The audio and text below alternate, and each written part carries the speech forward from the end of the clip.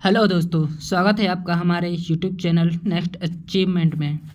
तो मैं आज आपके लिए लेकर आया हूँ बायोलॉजी मॉक टेस्ट, जो कि आपकी आरआरबी, ग्रुप डी तथा पुलिस, बैंकिंग, एसएससी तथा अदर कॉम्पिटिटिव एग्जाम के लिए बहुत महत्वपूर्ण होने वाला है। तो आइए बिना समय गवाए आइए शुरू करते हैं आज का यह मॉक टेस्ट। हमारा पहला क्वेश्चन होने वाला है, प्राणियों के वर्गीकरण की द्विनाम पद्धति किसने दी? तो किसने दी थी दोस्तों? ये दी थी हमारी कैरोलस लिनियस ने। किसने? कैरोलस लिनियस ने। ठीक है। अब हमारा अगला क्वेश्चन होने वाला है, मानव शरीर की सबसे बड़ी ग्रंथि कौन सी है? तो कौन सी है दोस्तों? क्या पूछा हमसे? मानव शरीर की सबसे बड़ी ग्रंथि कौन सी है? तो कौन सी है दोस्तों? ये है हमारा ऑप्शन नंबर हमारा बी, यकृत। यकृत हमारे मानव शरीर की सबसे बड़ी ग्रंथि है। ठीक है। हमारा अगला क्वेश्चन है, मानव रक्त का पीएच लगभग कितना होता है? क्या पूछा हमसे? मानव रक्त का जो पीएच मान होता है वो लगभग कितना होता है? ये होता है हमारा 7.4। ठीक है। इसका आंसर हमारा बी आंसर सही है। अब हमारा अगला क्वेश्चन होने वाला है, स्तनधारियों में क्या पूछा है? स्तनधारियों में लाल रक्त की कोशिकाएं कहाँ बनती हैं? कहाँ बनती हैं? ये बनती हैं हमारी बड़ी बड़ी अस्थि मज्जाओं, यानी जो हमारी बड़ी बड़ी हड्डियां होती हैं उसमें इसका निर्माण होता है। ठीक है। ऑप्शन नंबर बी आंसर है इसका। हमारा अगला क्वेश्चन है, मानव हृदय में कुल कितने, क्या पूछा है हमसे? मानव हृदय में कुल कितने वाल्व होते हैं? तो जो हृदय होता है वो कितने भागों में बटा होता है? ये बटा होता है हमारा 4 भागों में, यानी आंसर हमारा सी हो जाएगा, मतलब 4 भागों में। हमारा अगला क्वेश्चन है, मानव सबसे बड़ा जीवित पक्षी कौन सा है? क्या पूछा हमसे? सबसे बड़ा जीवित पक्षी कौन सा है? तो ये कौन सा है? ये हमारा है शुतुरमुर्ग। शुतुरमुर्ग सबसे बड़ा जीवित पक्षी है। ठीक है। अब हमारा अगला क्वेश्चन होने वाला है, सबसे बड़ा जीवित स्तनधारी कौन सा है? तो सबसे बड़ा जीवित स्तनधारी कौन सा है? जो स्तनधारी है ये है हमारा ब्लू व्हेल, जो कि समुद्रों में बड़ी व्हेल पाई जाती है। ठीक है। अब हमारा अगला क्वेश्चन है, कौन सा जीव जीवित जीवाश्म कहलाता है? तो कौन सा जीव जीवित जीवाश्म कहलाता है? इसका हमारे ऑप्शन है इसमें सी हॉर्स, या पेरिपेटस, या ल्यूमिनस, या स्टारफिश। तो कौन सा दोस्तों इसका आंसर? इसका आंसर है हमारा सी, यानी ल्यूमिनस। ठीक है। अब हमारा अगला क्वेश्चन होने वाला है, मानव शरीर में सबसे छोटी हड्डी कौन सी है? क्या पूछा है हमसे? मानव शरीर की जो सबसे छोटी हड्डी है वो कौन सी है?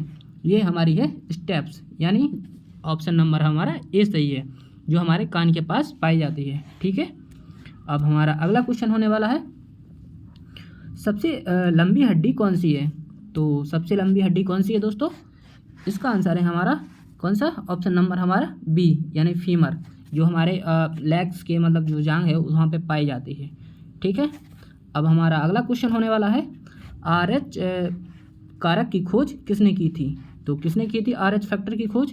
ये की थी हमारी ऑप्शन नंबर ए, यानी जो कार्ल लैंडस्टीनर और वीनर थे, इन्होंने इस RH फैक्टर की खोज की थी। ठीक है।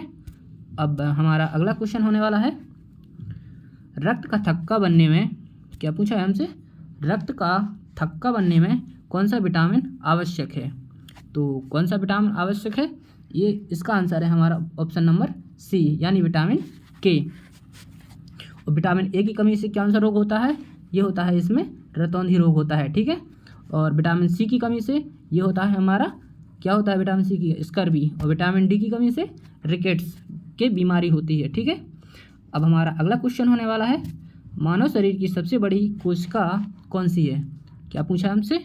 मानव शरीर की सबसे बड़ी कोशिका कौन सी है? कौन सी है कोशिका सबसे बड़ी? इसका आंसर है हमारा ऑप्शन नंबर बी, यानी अंडाणु। ये सबसे बड़ी कोशिका है। ठीक है। अब हमारा अगला क्वेश्चन होने वाला है, सबसे छोटी कोशिका कौन सी है? कौन सी है सबसे छोटी कोशिका? इसका आंसर है हमारा ऑप्शन नंबर हमारा बी, यानी शुक्राणु सबसे छोटी कोशिका है। ठीक है। अब हमारा अगला क्वेश्चन होने वाला है, उभयचर और सरीसृप के बीच, क्या पूछा है? उभयचर और सरीसृप के बीच कड़ी कौन सा जीव है? तो कौन सा जीव है उभयचर और सरीसृप के बीच? ऑप्शन नंबर ए हमारा आर्क्योप्टेरिक्स, ऑप्शन बी है सिमोरिया, ऑप्शन सी है पेरिपेटस, ऑप्शन डी है मोनोट्रीम। तो कौन सा है दोस्तों इसका आंसर? इसका आंसर है हमारा ऑप्शन नंबर बी यानी सिमोरिया। ठीक है, अब हमारा अगला क्वेश्चन होने वाला है पक्षियों और सरीसृपों के बीच कड़ी कौन से जीव है? तो कौन सा जीव है? ये है इसका आंसर हमारा ऑप्शन नंबर ए यानी आर्क्योपेटेरिक्स। ये ऑप्शन हमारा इसका आंसर हो जाएगा। ठीक है, अब हमारा अगला क्वेश्चन है पेरिपेटस किस संघ का जीव है? तो पेरिपेटस किस संघ का जीव है? पेरिपेटस? ये है हमारा ओकाइनोकोपोरा यानी ऑप्शन नंबर हमारा बी आंसर हो जाएगा इसका। ठीक है, अब हमारा अगला क्वेश्चन होने वाला है मानव में गुणसूत्रों की संख्या कितनी होती है? क्या पूछा है हमसे पूछा गया है मानव में गुणसूत्रों की संख्या कितनी होती है? तो कितनी होती है दोस्तों? ये होती है टोटल होती है हमारी 46, जिसमें से 23 जोड़े के हिसाब से होती है। ठीक है, हमारा अगला क्वेश्चन है मनुष्य में सबसे बड़ी धमनी कौन सी है? तो कौन सी है सबसे बड़ी धमनी? ये है इसका आंसर है हमारा ऑप्शन नंबर बी यानी महाधमनी, जो एर्टोरा के नाम से जानते हैं, ये सबसे बड़ी धमनी है। ठीक है, अब हमारा अगला क्वेश्चन है डीएनए का मुख्य कार्य क्या है? तो डीएनए का मुख्य कार्य क्या है? ऊर्जा बनाना, या फिर प्रोटीन पचना, या फिर आनुवांशिक सूचना का संचरण करना, या हार्मोन्स बनाना। तो आंसर है इसका हमारा आनुवांशिक जो सूचना का जो संचरण करना होता है, ये इसका कार्य है। ठीक है, अब चलते हैं अब नेक्स्ट पेज पर। अब हमारा अगला क्वेश्चन होने वाला है मेंडल ने अपने प्रयोग किस पौधे पर किए थे? तो किस पौधे पर किए थे दोस्तों? ये किए थे उसने अपने मटर के पौधे पर ये अपने प्रयोग किए थे इसने। ठीक है, अब हमारा अगला क्वेश्चन क्या है? सबसे अधिक बुद्धिमान समुद्री स्तनधारी कौन सा है? तो कौन सा है दोस्तों? इसका आंसर है हमारा जो हमारी डॉल्फिन है, ये जो डॉल्फिन मछली है, ये सबसे बुद्धिमानी समुद्री स्तनधारी है। ठीक है, हमारा अगला क्वेश्चन है सबसे बड़ा उभयचर कौन सा है? तो सबसे बड़ा उभयचर कौन सा है दोस्तों? ये है हमारा आंसर है इसका ऑप्शन नंबर बी यानी चीनी जो विशाल जो सैलामेंडर है, ये सबसे बड़ा उभयचर प्राणी है। ठीक है, अब हम चलते हैं अगले क्वेश्चन की ओर। हमारा अगला क्वेश्चन है कौन सा प्राणी त्वचा से श्वसन करता है? तो कौन सा प्राणी त्वचा से श्वसन करता है? इसका आंसर है, कौन सा आंसर है? ऑप्शन है हमारे पास छिपकली, सांप, मेढक या कबूतर।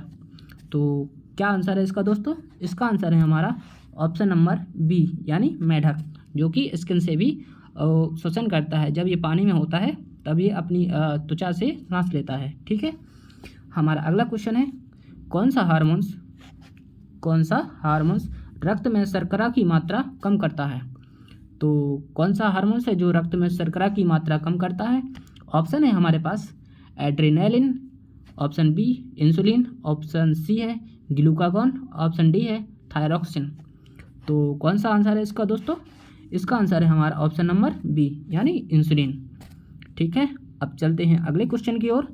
हमारा अगला क्वेश्चन होने वाला है कौन सा जीव स्तनधारी होते हुए भी अंडे देता है? तो कौन सा जीव है जो स्तनधारी होते हुए भी अंडे देता है? इसका आंसर है हमारा जो प्लेटिपस होता है, ये एक ऐसा जीव है जो स्तनधारी होते हुए भी अंडे देता है। ठीक है, इसका आंसर है हमारा ऑप्शन नंबर बी। अब चलते हैं अगले क्वेश्चन की ओर। अगला क्वेश्चन है हमारा मानव शरीर में कुल कितनी जोड़ी पसलियों की होती है? कितनी जोड़ियाँ पसलियों की होती है? तो कितनी जोड़ी पसलियाँ पाई जाती हैं हमारे मानव शरीर में? ये पाई जाती हैं हमारी, कितनी पाई जाती हैं? इसका आंसर हमारा आप कमेंट करके हमें ज़रूर बताना। ठीक है, अब हमारा अगला क्वेश्चन है कौन सा रक्त समूह सार्वभौमिक दाता होता है? तो सार्वभौमिक दाता कौन सा होता है? ऑप्शन है हमारे पास ए, ऑप्शन बी हमारा बी, ऑप्शन सी है हमारा ए बी, या ऑप्शन डी हमारा ओ नेगेटिव। तो कौन सा रक्त समूह होता है दोस्तों? इसका आंसर है हमारा ऑप्शन नंबर डी यानी ओ नेगेटिव जो सर्वदाता होता है। ठीक है, हमारा अगला क्वेश्चन है कौन सा रक्त समूह सार्वभौमिक ग्राही होता है? जो प्रकार हर प्रकार के जो ग्रुप हैं, ब्लड ग्रुप, उनके सबको मतलब अपने ग्रहण कर सकता है। तो कौन सा होता है? इसका आंसर है हमारा ऑप्शन नंबर बी, यानी ए बी पॉजिटिव सर्वग्राही होता है। ठीक है, अब हमारा अगला क्वेश्चन है, मानव शरीर की क्या है? मानव शरीर की सबसे लंबी तंत्रिका कौन सी है? तो कौन सी है सबसे लंबी तंत्रिका? इसका आंसर भी आप हमें कमेंट करके ज़रूर बताना, ये आपके लिए होमवर्क हो जाएगा। ठीक है दोस्तों, तो कैसा लगा आज का हमारा मॉक टेस्ट? आप अपना स्कोर हमें कमेंट करके ज़रूर बताना कि आपका स्कोर कितना बना, तथापि हमारे चैनल को लाइक एंड सब्सक्राइब ज़रूर करना।